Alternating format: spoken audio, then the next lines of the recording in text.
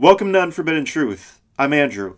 This is part one of a two-part interview with convicted murderer Christa Pike. Christa Pike is the only woman on Tennessee's death row. Both part one and part two will be conducted by James Sparks, not myself. James is a juvenile justice expert and has over 25 years in the field. James was gracious enough to provide me these interviews, as well as Daryl Shipp's interviews. With that being said, I'm going to hand the reins over to James Sparks. Enjoy. The second part of these interviews I conducted was with death row inmate Christa Pike. Christa Pike's interview is significantly longer than Daryl, and she delves into childhood issues as well as Welcome to Unforbidden Truth. I'm Andrew. On this episode, James Sparks will be wrapping up his interview with Christa Pike. I'd like to take this time to thank James for providing me with these interviews. I hope you all have enjoyed these interviews as much as I have. James is an awesome person, and as I've said, he has over 25 years in the juvenile justice field. James is also a professor at a university. He teaches serial homicide. He used to visit John Wayne Gacy and Henry Lucas. Just a few quick facts to throw in there about James before we end this all. So I'm going to hand the reins over to James one last time. Enjoy. What was your first encounter with Daryl when you got to the job corps? Well, when I met him, I saw him when I very first got there, and he was helping us carry our bags up. But that wasn't when I really had interaction with him. I was upset, and I didn't like it there. I missed my friends, and I wanted to go home. I was sitting on the sidewalk crying because I missed my boyfriend from home, and I missed my best friend from home. I was just crying and thinking about leaving and going back.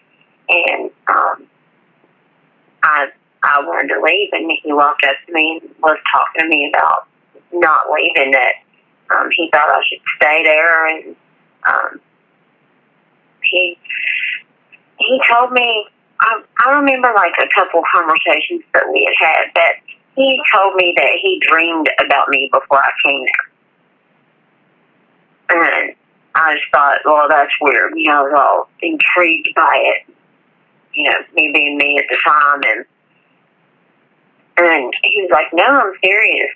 And he took me to a friend of his at the time who ended up being one of my best friends while I was there. And had him show me a picture that he had him draw of a girl that looks remarkably like myself. He's like, I had him draw this picture.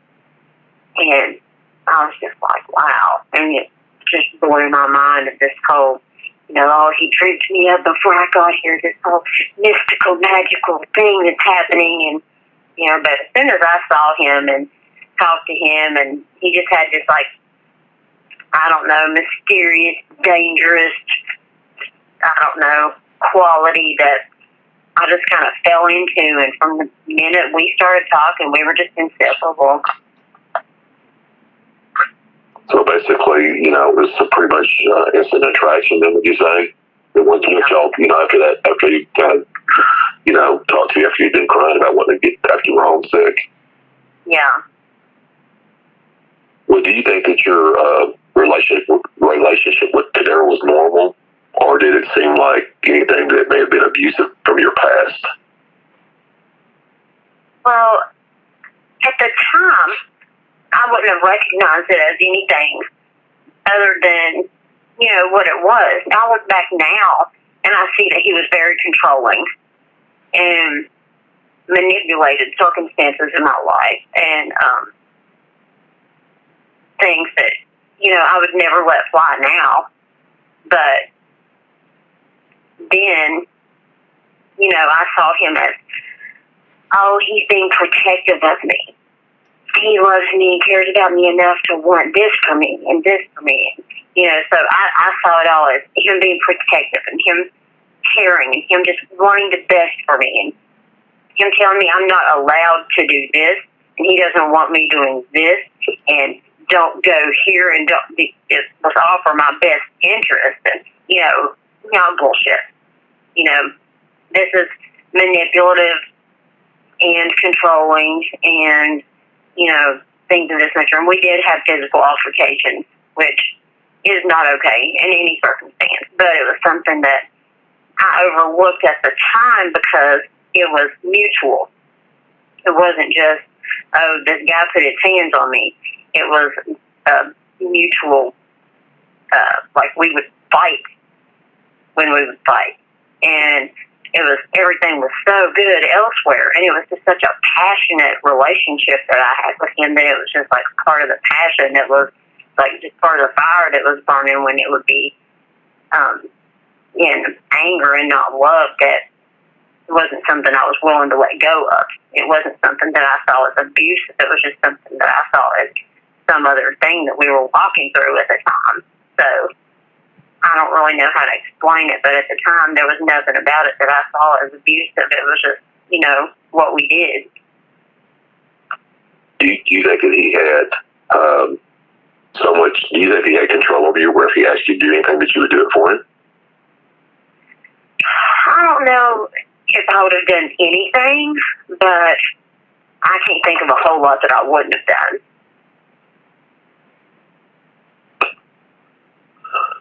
I could never see myself as one of those girls that would go kill her parents or go, anything of that nature. But there's not a whole lot that I wouldn't have been down for, if he would have said, hey, let's go do this or that or whatever.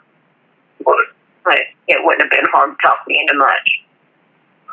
Do you think that you were, in a sense, I guess, seeking his approval? Or was it like a male figure that you hadn't had in your life?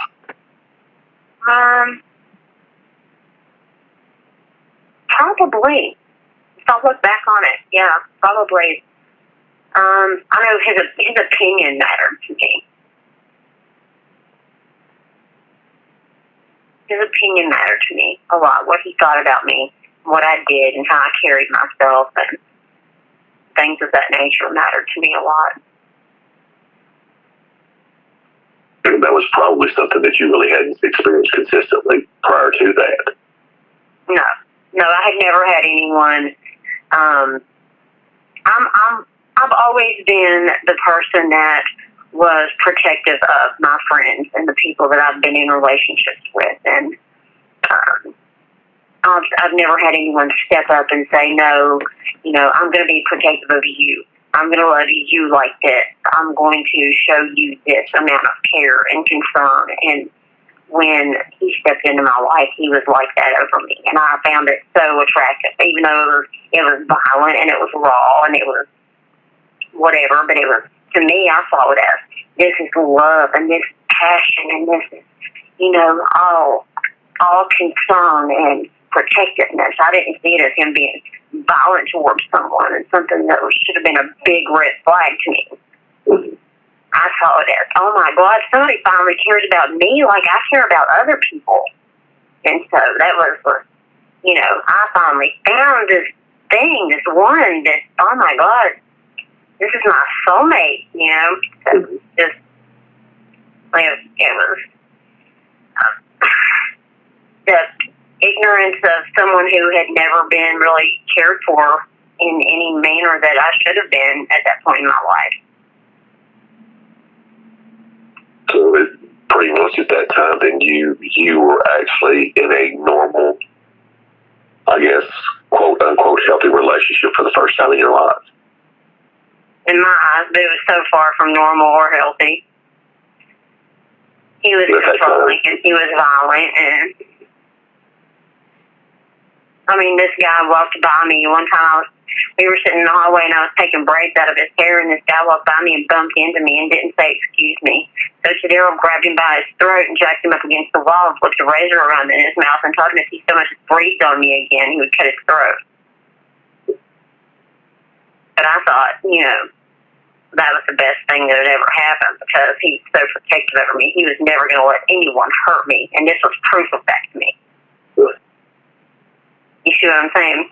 Okay, exactly. This is proof that someone loves me that much that they're never going to let anyone hurt me, because all this guy had to do is bump into me, and this amount of protection and loyalty and devotion to me came out of him. So of course, nothing bad is ever going to happen to me if this is what happens, just when someone bumps into me walking down the hallway.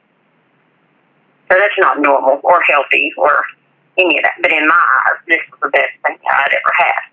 Well, absolutely at the time, because that's something that you hadn't had. That was something new, and it was like someone's finally caring about me and protecting me.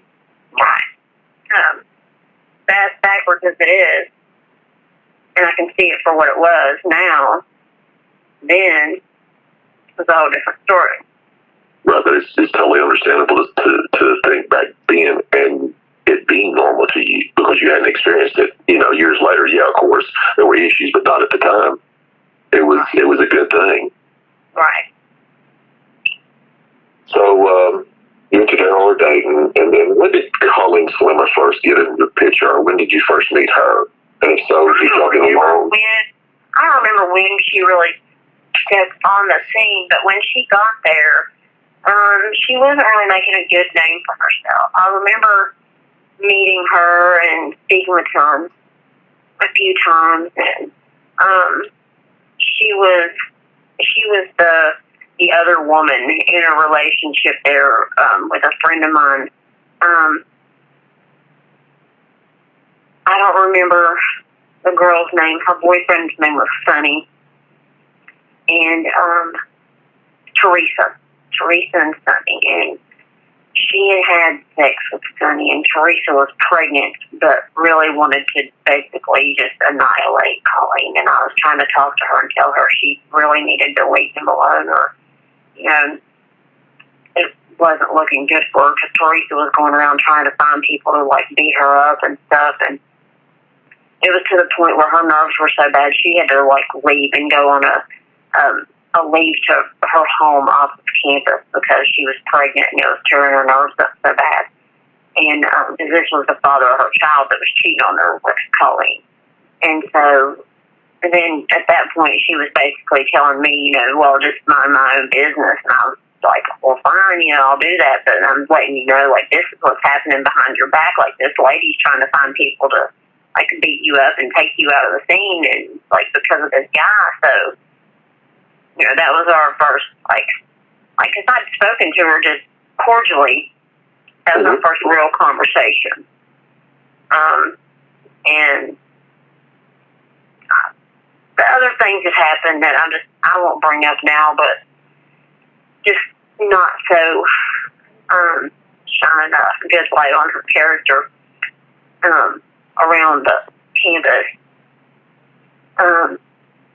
But so it wasn't so far-fetched when, she started just in on me, harassing me, calling me names.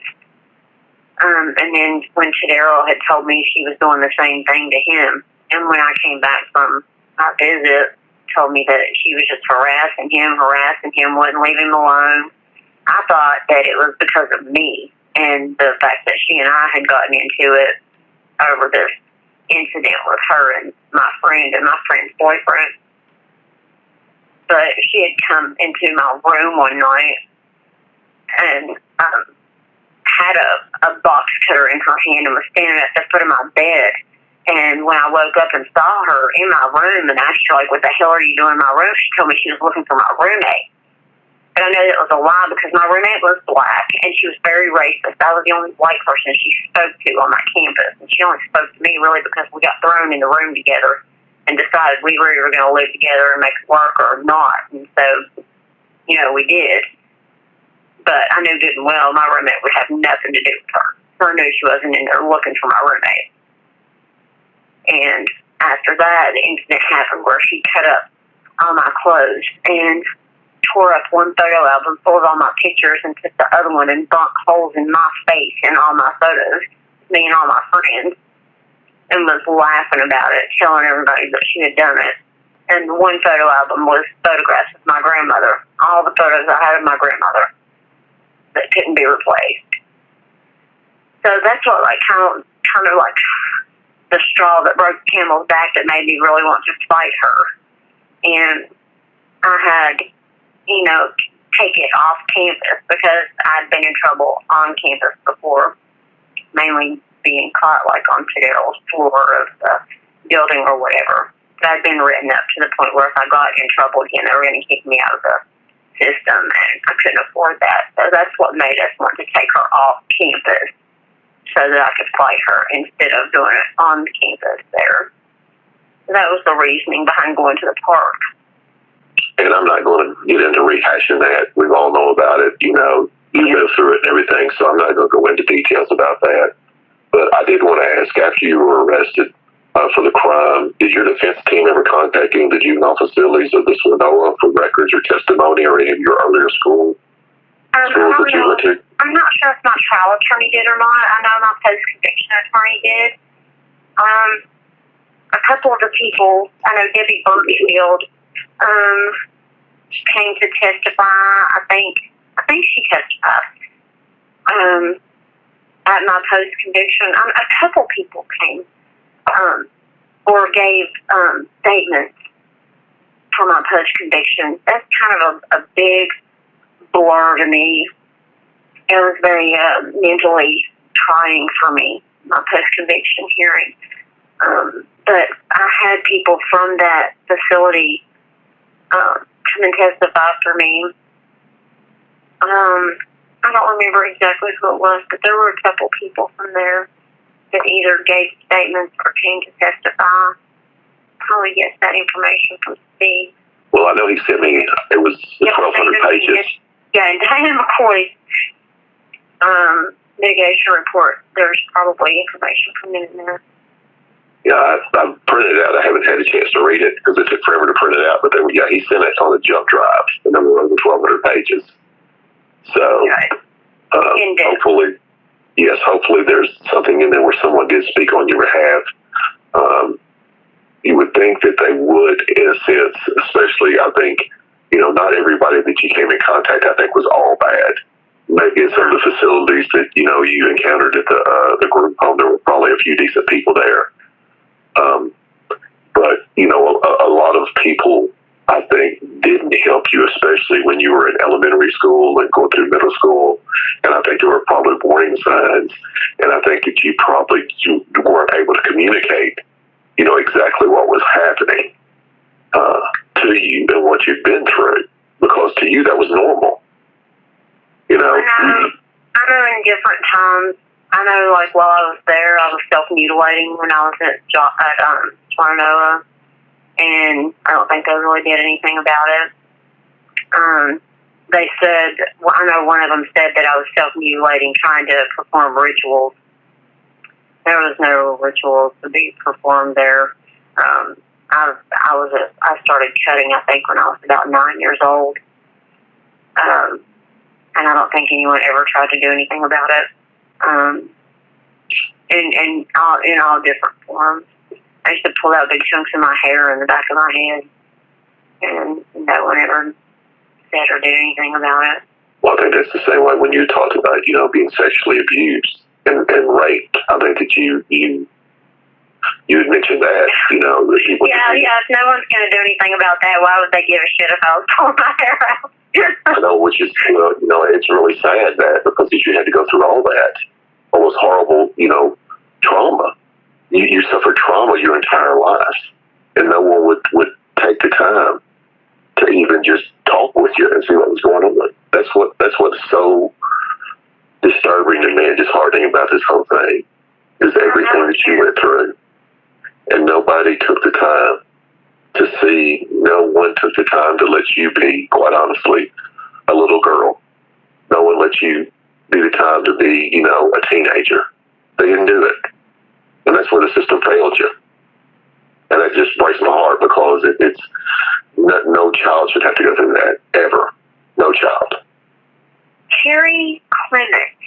Terry Clement was a name that I just thought, who was a social worker to me, who was the one person who was, who I remember being part of the justice system, who was actually an interactive part of my life when she was on my case that showed some type of care and concern for me. I don't know if there's anything she actually could have done or at all, but she's the only one I remember ever being a part of my life in that level that showed any type of care and concern for my well-being.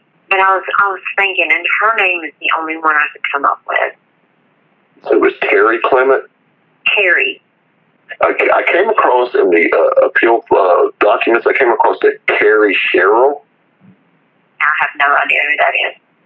And she, I think it was one time was documented as a case manager, but it really didn't go into detail because I didn't see very much follow-up or anything that she had done for you or actually any of the situations that occurred. So I will look up Carrie Clement to see if I can find anything. I have no idea who that is, Carrie Sherrill. I don't even remember that name.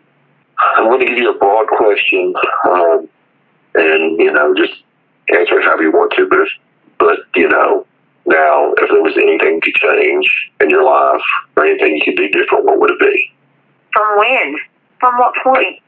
I guess from the point maybe you went to the group home to the present. And I know it's very broad. Oh. It's kind of like one of those things where if you could write a letter to your younger self, Mm-hmm. Oh, that's hard. I know it's broad and it's wide. It's hard. It's aside from being broad and wide, it's just hard to tell yourself that you don't have to be so just stick it out. Concentrate more on your education and not so much on being a people pleaser, and worry more about your families and trying to be loyal to people that are never, ever going to be loyal to you. And just, there's so much and so little because there's a lot that I just didn't have control over at that point. Take advantage of one of the multitude of shrinks you go see, and but hell, when they're not willing to do anything to help, then it's not like I can tell them what to do. I can't tell somebody what's wrong with me when I don't know what's wrong with me. Don't feel like you have to. I don't know. So it's like I wish somebody would have told me I was worth more than I was. So I would have done anything with myself other than what I did. I don't know. I wish I would have put more effort into my education, but I just didn't have it to do. I didn't have the concentration, the patience, and the wherewithal to just sit in class and in a book like that. I didn't have it. I couldn't force myself to do it. So I don't know. I don't know what I could have done. I don't know. I think you answered it perfectly. I really do. Have you had the opportunity, since you've been incarcerated, have you been able to work any more on your education or do anything like that or take classes or anything? No. Probably could have. There were people that have offered to. Yeah. There were people that offered over the years to set me up in college courses. I told them I didn't want to waste their money because I knew I would never do anything with them. He's telling me I gotta hang up. He's getting ready to leave. I'm sorry to upset you. As far as the question, James, just know my best childhood memories came from my grandmother. Anything good I have in me came from that woman. Anything good that is in me came from that woman. That's all I can say. Any good memories are from her and of her and with her. And anything good in me came from her. Anything good instilled in me came from her. Thank you. No, I did not mean to upset you. I'm sorry. It's okay. You didn't do it. Christa, you've spoken to me about the memories and good things associated with your grandmother, but for clarification purposes and have a complete understanding of your childhood, can you remember positive moments that may have happened with your mother and your father or any other family member? Well, I do. I have a lot of positive memories from growing up. One time I remember getting my first dog.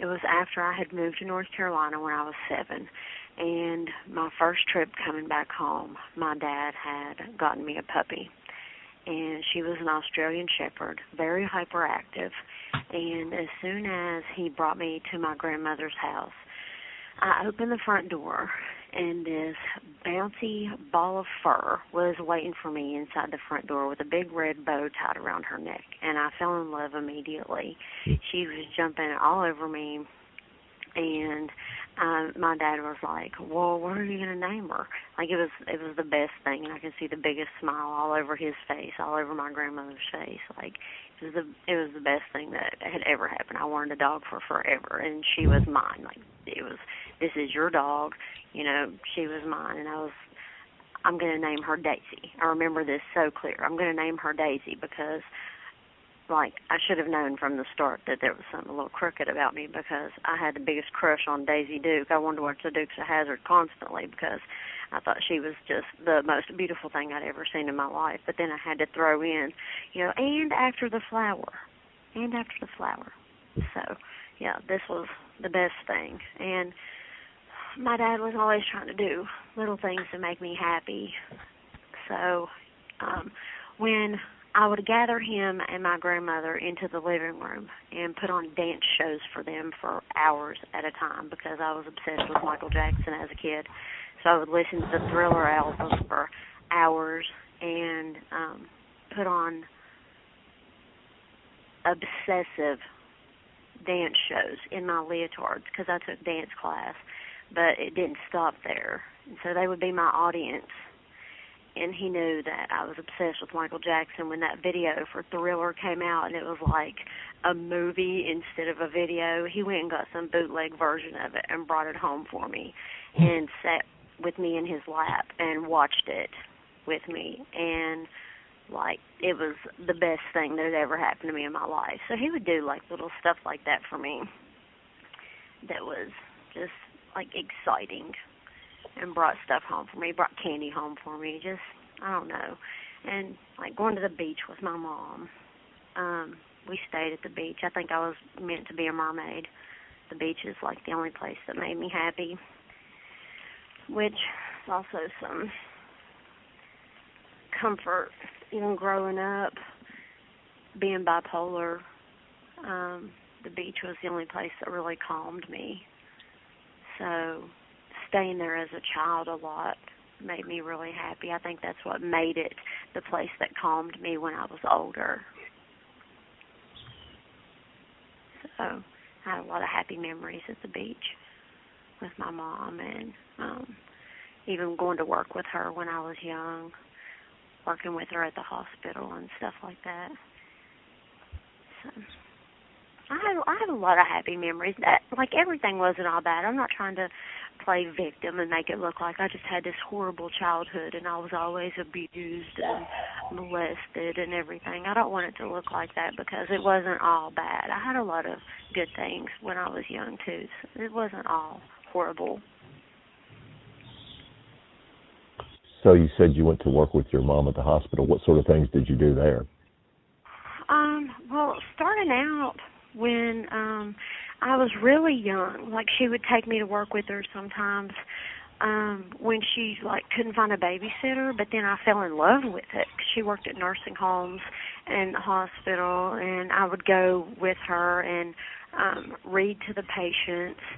I read at a really young age, and so I would read to the patients there. I'd read their Bibles to them or read books to them, or I would help with the recreation at the nursing homes. I would feed the patients. I would, do little things, paint their nails, comb their hair, just walk around with them, do whatever. This is when I was really young, and as I got older and I could volunteer, then that's what I did. I don't know what, 10, 11, 12-year-old kid actually wants to spend their free time at a nursing home, but that's what I did with my time, when I wasn't off being a brat and the bad kid getting in trouble, smoking and drinking and doing whatever rebellious kids do. That's what I did with my time. I spent it with little old people at nursing homes, and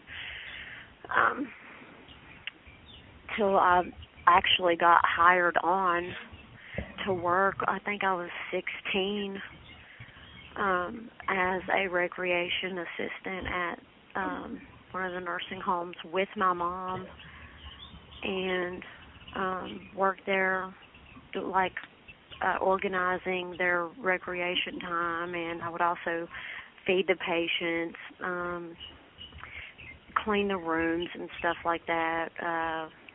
Just different little stuff, but I had a passion for it. I've always liked to help people. I know it seems really ironic now considering the situation that I'm in, but my mom would also get me jobs at the hospital she worked at.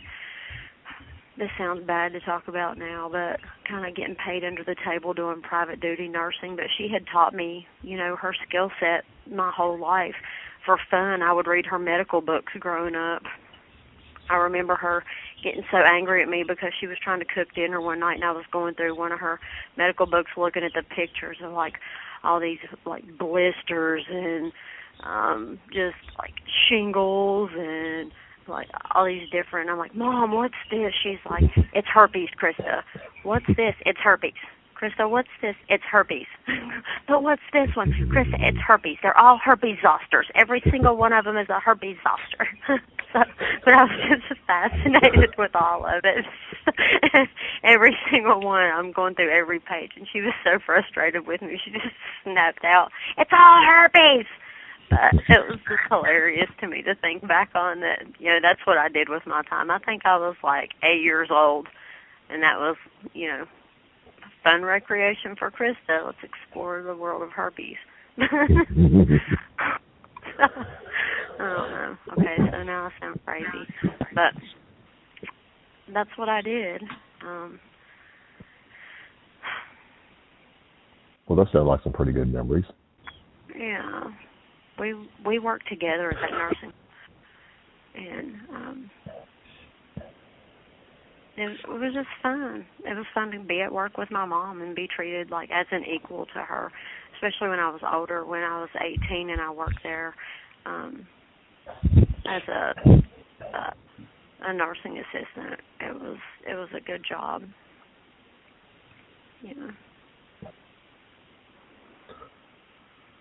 So I think you were pretty thorough on that. Let's jump ahead and let me ask you a couple more questions. Can we revisit specific times that you may have caused problems that were not a result of your parents? Say something that may have not been something they had control over, but ended up being negative on your part. Oh, I stayed in trouble. I was very rebellious. I was bipolar and didn't know it. This was back when people didn't know what being bipolar was, late 80s, early 90s. I started drinking and smoking weed when I was very young, age maybe. I started smoking cigarettes and weed at age 9, 10 years old. Started drinking, or probably earlier than that, grabbing people's drinks, sitting around the house and drinking. So, showing off in front of my friends and doing whatever was nothing new, and running away from home. I put my mom through hell. I would run away from home on a constant basis, and when I was awake for days at a time and didn't know why, and I could drink grown men and table at age 12 and 13, and I'm still awake 2 days later wondering why everybody's passed out and where the party went, and I'm off searching for another one, My mom's having to send the cops out looking for me. I put that poor lady through hell. And skipping school, I'd go in one door and stay for a first period just to be counted as present in class, and head out the back door to go up in the woods and get drunk and smoke with my other little, hell-raising friends. And, that'd be that on that. I skipped more school than I went through. I've probably done homework about 10 times in my entire life, and that was probably when I was beat into doing it. I just felt like I had better things to do. I didn't learn the way other kids learned with my nose in a book, show up to school to do tests and pass my tests. And I don't even know how I passed my tests, but I did. And that would be the only days I would go to schools when I had tested. So I put my mom through hell that she never deserved. And it was not good. I'd throw parties in her house. My friends would come over and steal things out of her house. I puked in her plants in front of her house and killed her plants. I was growing marijuana in her house. She threw my pot plants away, so I threw all her house plants out in the woods. Yeah. You know, we were at war here. I mean, I had to do what I had to do, right? Right. I understand. Yeah. Especially being a teenager. Exactly. Not that she could have lost her nursing license or anything, but she killed my pot plants. Her ferns had to die. Yeah.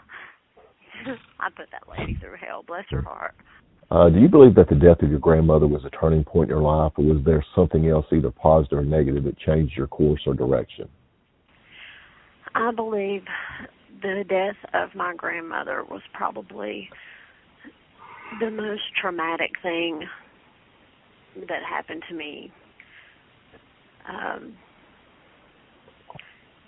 She was the only person that I ever had in my life that loved me without question, without pretense, with zero neglect, zero abuse, zero. There was nothing negative about that woman. She just loved me with a purity that was unfounded, and when she died, I wanted to go with her.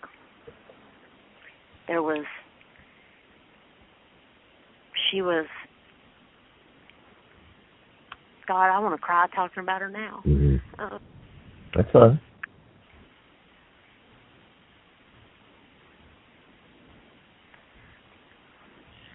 I don't even know how to explain it, but she was my one good thing, you know, that I always had to, like, she was my safe spot. And she was my love. She was my white. And you know, in my world that was a whole lot of black and gray. You know, I didn't talk a lot about any, you know, details of what went on with me, but I was molested from before I could walk and talk up until they found out about it when I was in kindergarten. And, you know, my mom's third husband, not my dad or my sister's dad, but the reason we moved to North Carolina, who was just a complete and utter asshole, the one that, you know, took me away from her for so much of the time. Like, when things were bad and I went to her, she fixed everything. That lady fixed everything for me.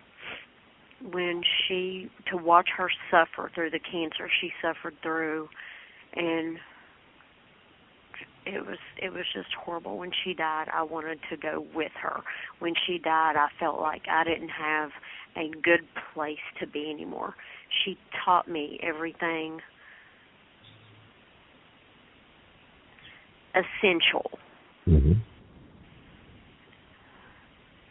Manners and, you know, how to read and how to cook and everything somebody should know just to live a basic good life.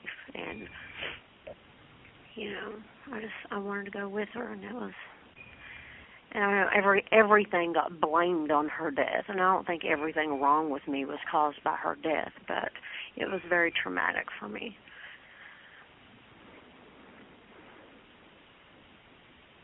I'll just leave it at that, yeah. Sure. So, we're going to sort of switch gears now. and move forward.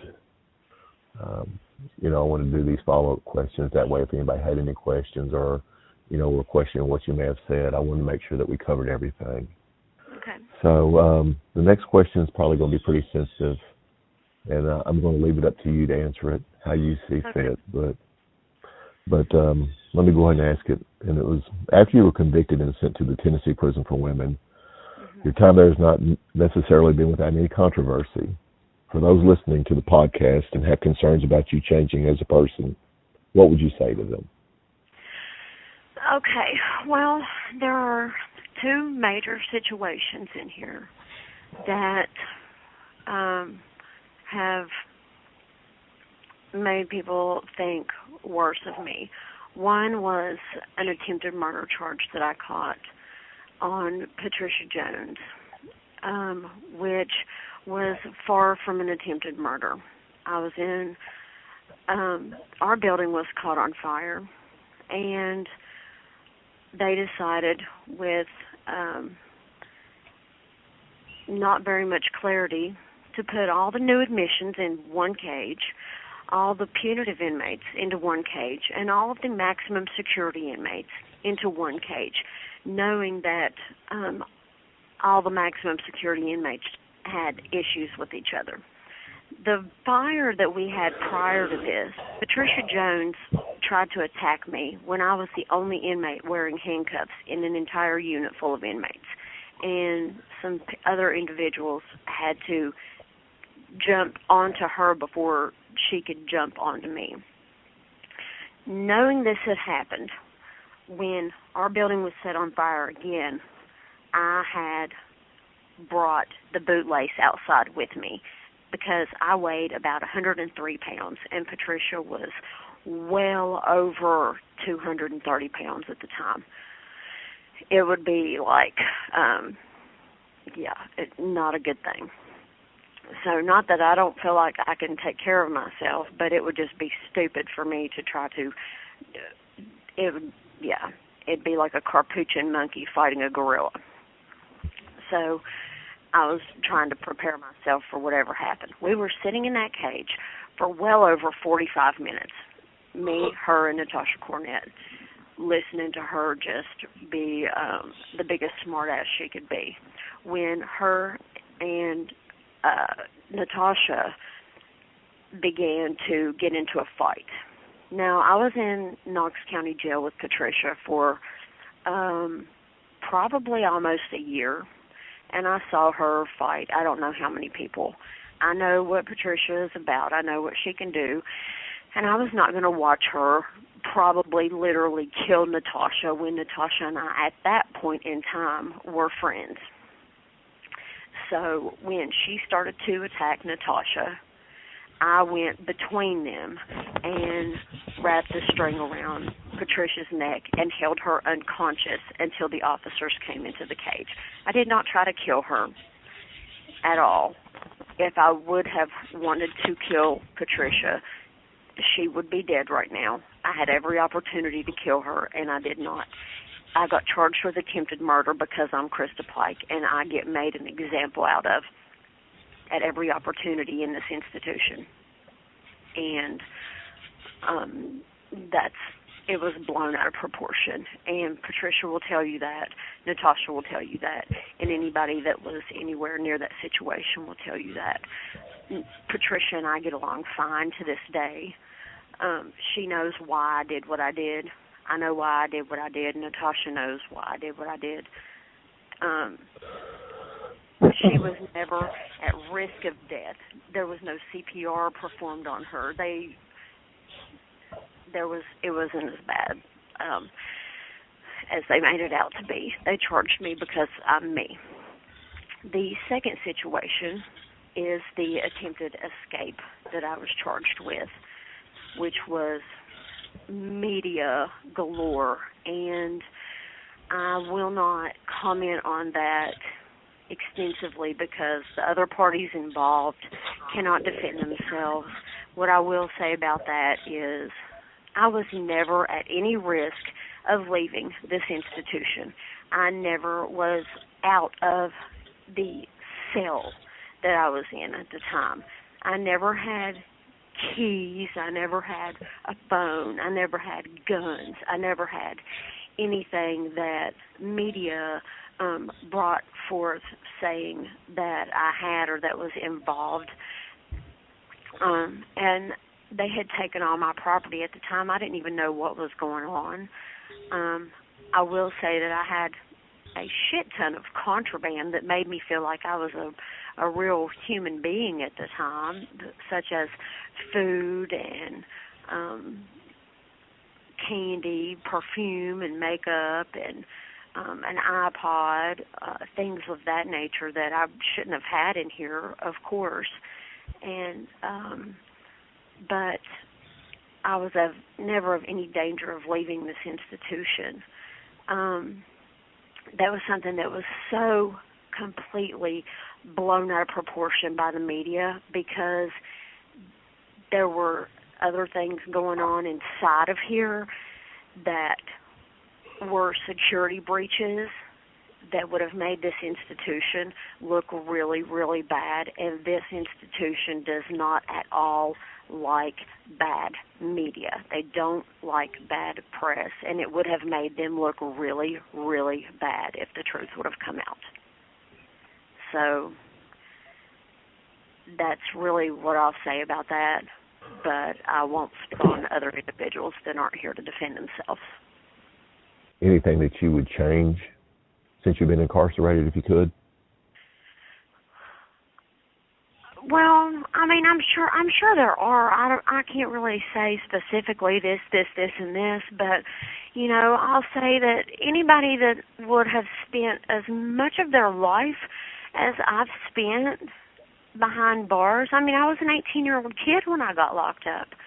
First of all, you know, I never planned on attempting to fight someone and it turning into a murder, which I regret horribly. And I never planned on having to spend my entire life in prison, much less locked up in one concrete box and trying to be the rose who grew from concrete, you know, which didn't happen. I think I've attempted to carry myself with as much class and grace as possible, which, you know, happens sometimes, and sometimes I lose my composure and fall way out of character and get pulled out of my element.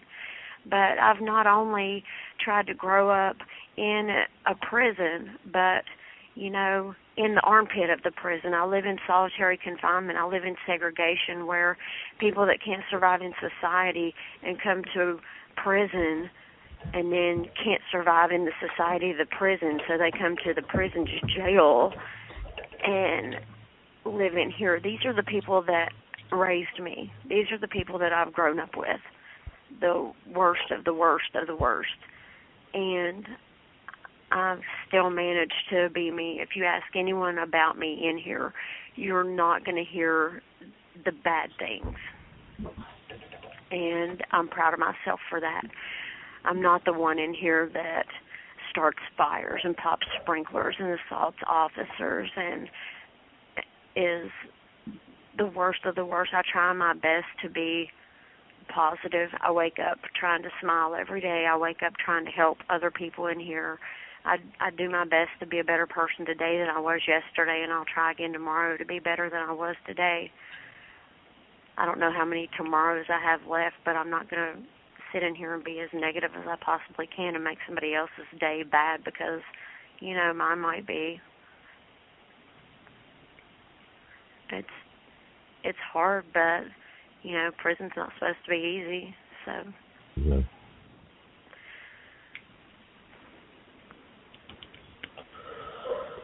So I guess since we're wrapping this up, I want to ask you one final question. Okay. Are there any closing remarks that you think are important that the listeners would want to know about you that may have not been covered?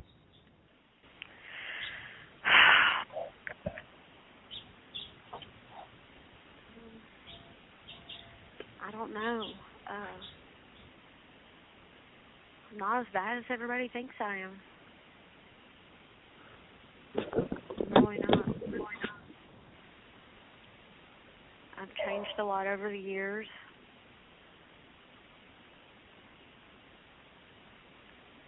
I'm not lurking, sitting in wait to go kill as many people as I possibly can, or to even kill one person. I'm actually more kind and compassionate and loving than you could possibly imagine. I have a very bright and vivid personality, and there's good to me and bad to me, and I'm snarky and sarcastic, and I have a crazy sense of humor, and I'm dry and, weird and whatever, but it doesn't make me horrible. And I did something very, very horrible when I was a kid, when I was a very screwed up kid, but that's not who I am anymore. That's not what I want to be anymore. And I just want people to look at my case for what it is and look at me for who I am and, think about the worst thing you've ever done. Pull your own skeletons out of your closet and, let people judge you for them. And even if you haven't killed someone, just let people judge you for your own secrets and see how it feels. And try to decide for yourself if I deserve to die for something that 3 people did that I took the blame for when I was 18. Imagine yourself at 18 years old again. And think if there's anything that you could have possibly done that you would deserve to die for, or that you could have done that you deserve to die for. Imagine me being your kid or your sister or your mom, and think if there's anything any of those people could do that you would think they deserve to die for.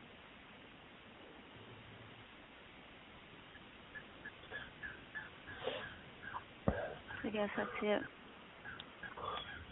Well, Christa, I want to thank you for answering all my questions and taking the time to do this. Is there anything else you'd like to say when we finish this out? Thank you for your time. I appreciate you doing this with me. I'm glad we're able to do it. Thank you, and we'll talk soon. All right, thanks.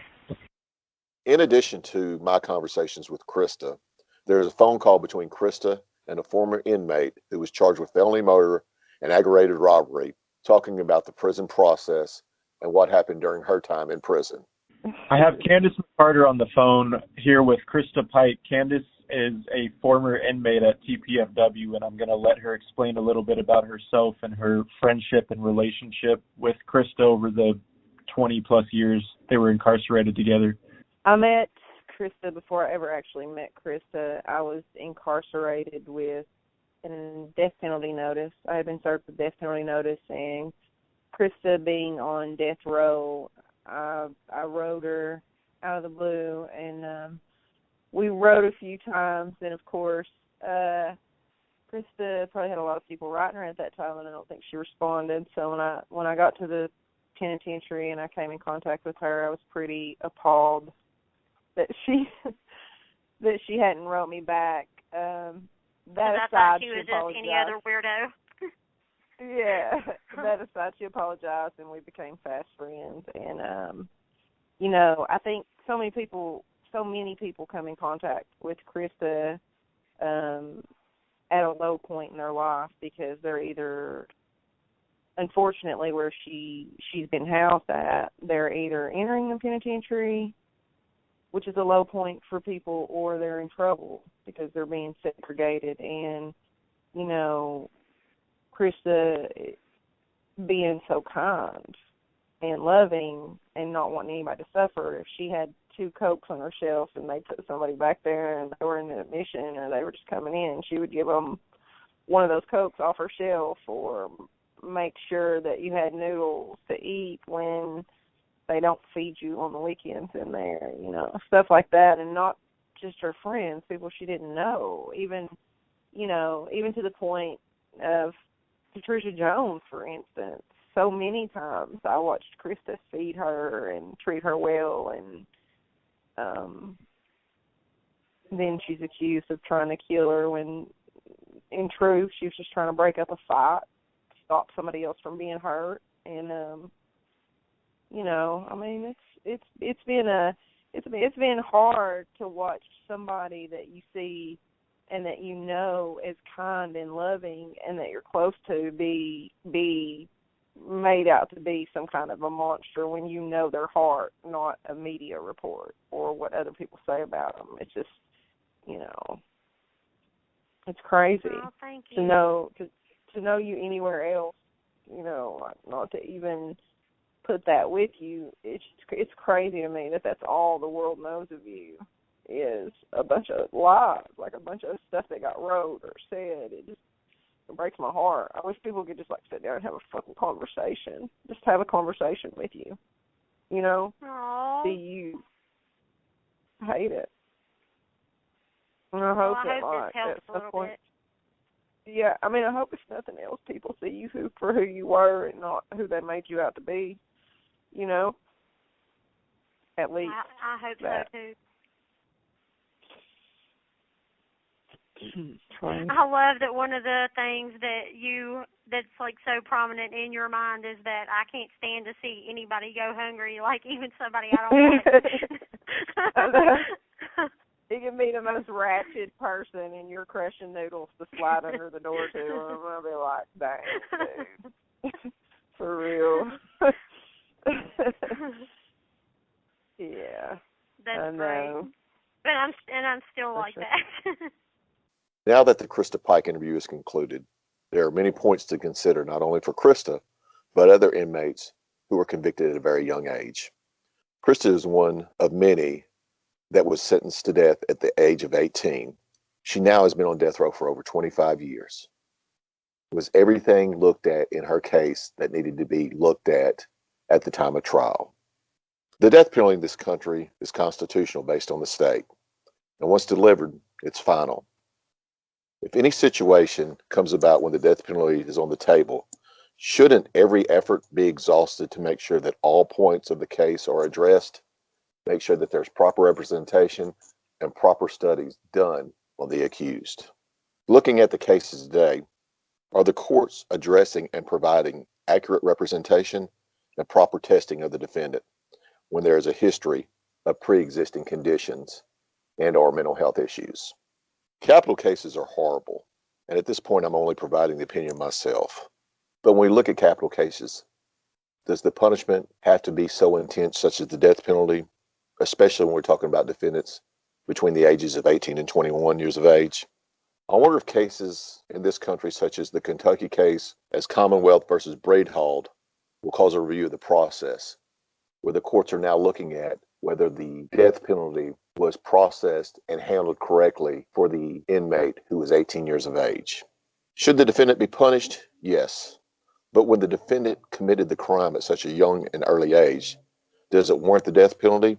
According to Amnesty International, scientific research shows that the development of the brain and psychological and emotional maturation continues into a person's 20s. So as far as the person receiving accurate services, are they doing so? And are they receiving them prior to trial? I would be remiss if I didn't mention the victims and their families. Should they have more of a part in the legal process? They carry on the pain even after the loved one has passed on, and they carry on the pain during the trial. And when the trial is over, they have to go on without any help or counseling for the loss. That is, unless they currently seek counseling, which generally comes out of their own pocket.